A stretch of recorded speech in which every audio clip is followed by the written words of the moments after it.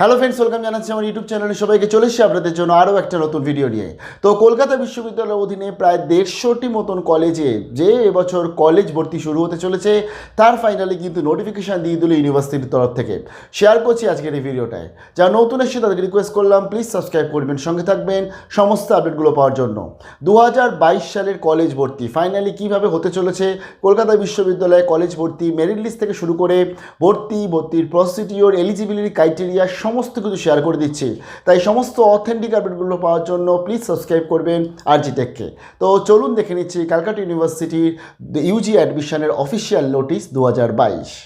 Open করে নিচ্ছি কলকাতা বিশ্ববিদ্যালয় তাদের অফিসিয়াল ওয়েবসাইট, এবং এখানে চলে আসলে আপনারা প্রথমেই দেখতে পাচ্ছেন একটা নোটিশ, যেটা দিয়ে দেওয়া হয়েছে অ্যাডমিশন শিডিউল ইউজি কোর্স 22-23, অর্থাৎ স্নাতকে ভর্তি মানে কলেজে ভর্তির জন্য 22-23-এর যে ক্যালকাটা ইউনিভার্সিটির নোটিফিকেশান, সেটা কিন্তু অফিসিয়ালি চলে এসছে। এবং আমি আপনাদের এখানে যে টোটাল যে ক্যালকাটা ইউনিভার্সিটি কলেজ লিস্ট সেটাও দেখিয়ে দিচ্ছি। এবং এখানে দেখতে পাবেন আপনারা অটোনোমাস কলেজ এবং ল কলেজ বাদ দিয়ে যত কলেজ আছে সমস্ত জায়গাতে কিন্তু সেম প্রসিডিওরেই কলকাতা বিশ্ববিদ্যালয় 2022 সালে ভর্তি হবে। তো চলুন নোটিফিকেশানটা ডাউনলোড করা আছে, একটু দেখে নিচ্ছি, কারণ অনেক ইম্পর্টেন্ট পয়েন্ট আমাদের বুঝতে হবে। প্রথমত এই নোটিফিকেশানে কাদের জন্য, BA, BSc, BCom, bachelor of music, BBA, এই সমস্ত কোর্সগুলোর জন্য কলকাতা বিশ্ববিদ্যালয়ের তরফে বেরিয়েছে। এবং তারা বলে দিয়েছে টোটাল যে একদম অ্যাডমিশন প্রসেস হবে সেটা অনলাইনের মাধ্যমে হবে, অর্থাৎ কোনো প্রবেশিকা পরীক্ষা কিন্তু ইউজি হচ্ছে না, যেটা সাধারণত কলকাতা বিশ্ববিদ্যালয় হয়ও না। তবে এবছরও 2022 সালেও কিন্তু কোনো রকম কোনো ইউজির প্রবেশিকা ছাড়া একদম মেরিটের মাধ্যমে অনলাইনে স্ট্রিক্টলি কিন্তু পুরো ভর্তিটা হবে। এবং এখানে তারা বলে দিয়েছে কতগুলো নোটিশ নাম্বার, এটা মোস্ট ইম্পর্টেন্ট পয়েন্ট, অর্থাৎ এলিজিবিলিটি ক্রাইটেরিয়া কী, যোগ্যতা কী চাইছে, কত পার্সেন্টেজ মার্কস চাইছে অনার্সের জন্য, তো সেগুলো বলে দিচ্ছি আমি। তবে তার আগে আমাদের একটু ডেটগুলো জেনে নিই। 18ই জুলাই থেকে শুরু হচ্ছে, 5ই আগস্ট অবধি ফর্ম ফিল আপ চলছে, 16ই আগস্ট 2022-এর মেরিট লিস্ট বেরোচ্ছে, এবং তারপরে লাস্ট ডেট অ্যাডমিশনে বলে দিয়েছে 15 সেপ্টেম্বর 2022, 19 তারিখ থেকে আপনাদের ক্লাস শুরু হচ্ছে। অর্থাৎ স্টেট গভর্নমেন্ট যেরকম নোটিফিকেশনে বলে দিয়েছিল সেই মতনই কিন্তু কলকাতা বিশ্ববিদ্যালয়ে ভর্তি প্রসিডিওর হবে। এবং শুধুমাত্র কলকাতা বিশ্ববিদ্যালয় না, রাজ্যের অন্যান্য ইউনিভার্সিটিরও সেম প্রসিডিওরই হবে। তো এবার এখানে যেটা আপনারা দেখতে পাচ্ছেন অনেক কটা নোটিশ নাম্বার আছে, তার মধ্যে আমি একটা আপনাদের দেখিয়ে দিচ্ছি যেটা অলরেডি আমার কাছে ডাউনলোড করা আছে। আমি দেখুন, এটা হচ্ছে অ্যাডমিশন রেগুলেশন ক্যালকাটা ইউনিভার্সিটি।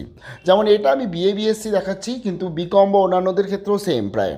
তো দেখুন এখানে মোটামুটি বলে দিয়েছে যে আপনি যদি অনার্সের জন্য অ্যাপ্লাই করছেন কত পার্সেন্ট মার্কস লাগছে।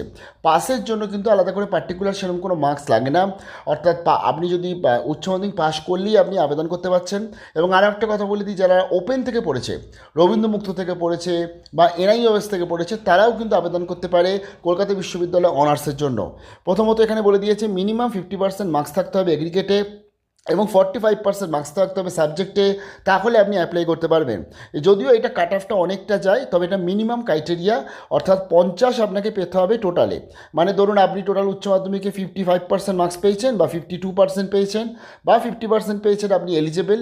কিন্তু তার সাথে সাথে আপনি যেটা অনার্স নিতে চাইছেন, ধরুন ফিজিক্সে নিতে চাইছেন, ফিজিক্সে যদি আপনার 45 নাম্বার পেয়ে থাকেন আপনি, তাহলেই আপনি আবেদনটা করতে পারছেন।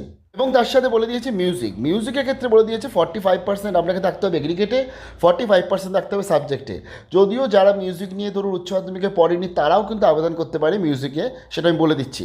আচ্ছা, তারপরে এখানে দেখুন বলে দিয়েছে যে যাদের ধরুন আজকে 50% 45 আছে তারা তো পারছে আবেদন করতে, কিন্তু যাদের ধরুন আজকে টোটাল এগ্রিগেটে 50% নেই কিন্তু সাবজেক্টে 55% আছে, তারাও কিন্তু আবেদন করতে পারে।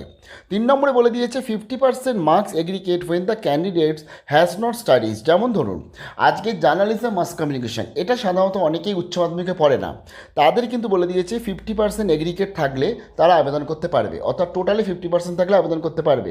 মিউজিকের ক্ষেত্রেও সেম, তবে মিউজিকের ক্ষেত্রে একটা প্রি কোয়ালিফাইং এক্সামিনেশন হয়, যেটা আলটিমেটলি কলেজের তরফ থেকে আপনাদের জানিয়ে দেওয়া হবে। আচ্ছা, এবার বলে দিই যারা ধরুন আজকে রিজার্ভ ক্যাটাগরি রয়েছে তাদের তরফ থেকে বলে দেওয়া হবে, যারা এসসি, এসটি, ওবিসি রয়েছে বা যারা পিডব্লিউডি ক্যান্ডিডেট রয়েছে, তাদের 40% মিনিমাম পেলেই কিন্তু হবে, অর্থাৎ 40% এগ্রিগেট অথবা 40% সাবজেক্টে। তো এটা হচ্ছে কলকাতা বিশ্ববিদ্যালয় বিএ, বিএসসি, বিকম বা অন্যান্য যে সমস্ত সাবজেক্টগুলো আছে তাদের ক্রাইটেরিয়া, এটা মিনিমাম ক্রাইটেরিয়া। এবং কলেজের এই মিনিমাম ক্রাইটেরিয়া থাকলে আপনি এবছর কলেজের ফর্ম ফিল আপ করতে পারছেন। এর পরবর্তী আমরা মোটামুটি বুঝতে পারবো যে যখন মেরিট লিস্ট করে আসবে যে কত কাট অফে নামলো। তার জন্যই আপনারা একটা প্ল্যান ভালো করে আপনাদের করতে হবে, বেশি করে কলেজে কিন্তু অ্যাপ্লাইটা করে রাখতে হবে। আপনাকে মোটামুটিভাবে বা এমনভাবে, অর্থাৎ যেটা খুব ভালো কলেজ যেখানে আপনি চাইছেন ভর্তি হতে সেখানেও করুন, মিডিওকার যে কলেজগুলো রয়েছে, অ্যাভারেজ যে কলেজগুলো রয়েছে সেখানেও আপনাকে কিন্তু ফর্ম ফিল আপ করতে হবে। কারণ আমরা লাস্ট ইয়ার দেখেছি অনেকটা পরিমাণে কিন্তু ধরতে গেলে মেরিট লিস্টে লাস্ট ইয়ার কাট অফটা নেমেছিল, যদিও এই বছরে কাট অফটা সিবিএসসি এবং আইএসসি রেজাল্টটা চলে এলে আমাদের কাছে ক্লিয়ার হবে। ভালো থাকবেন সবাই, খুব তাড়াতাড়ি এর আপডেটগুলো নিয়ে চলে আসবো college wise, step by step form fill up, তার জন্য সঙ্গে থাকতে হবে। ভালো থাকবেন, বেস্ট অফ লাক।